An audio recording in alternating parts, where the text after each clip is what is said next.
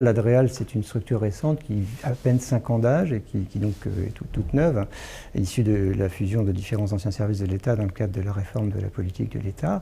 Et donc il a fallu faire beaucoup de choses en quelques années, regrouper les services notamment. On a travaillé également sur le document unique d'évaluation sur les risques professionnels et donc avec un axe physique, hein, les métiers, hein, tout ce qui est physique. Et puis on a commencé ce travail sur les RPS en concertation étroite avec les représentants du personnel, parce que ce n'est pas un sujet facile. Il faut pouvoir, je dirais, identifier un petit peu la situation et donc concerter avec les représentants d'une part, mais aussi avec les agents, ce qui a été fait lors de différentes réunions tout au long de l'année 2012 notamment, dans le cadre du LUERP. On a beaucoup travaillé sur cette question-là, à travers un groupe de travail ad hoc également qui a entériné un certain nombre de constats, je dirais, voilà, derrière lesquels on a mis des causes et sur lesquels on a pu un petit peu travailler.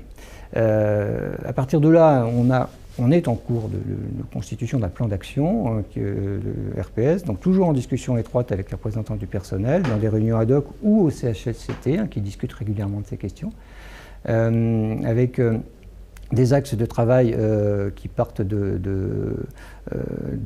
constat fait par la DARES, du ministère du Travail.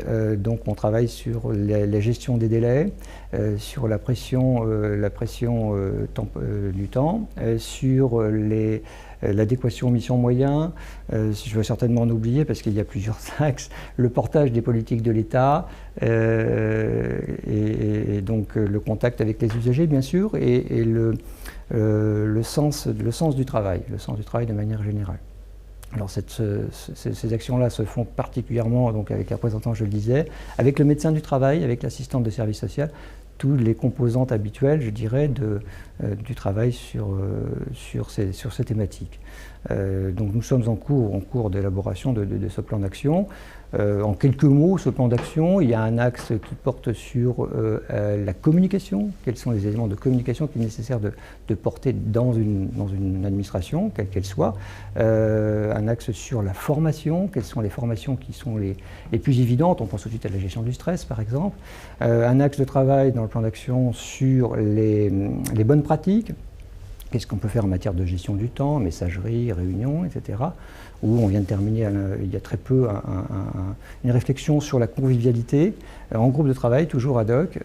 Comment peut-on améliorer la qualité du travail, la qualité des relations interpersonnelles, au sein des relations entre les agents, mais aussi avec l'extérieur.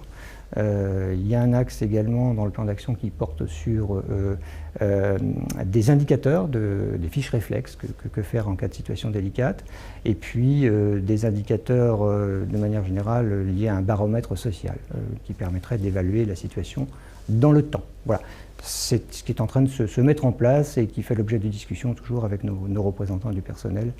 Il est indispensable que la concertation soit le plus poussée sur ces sujets un petit peu délicats.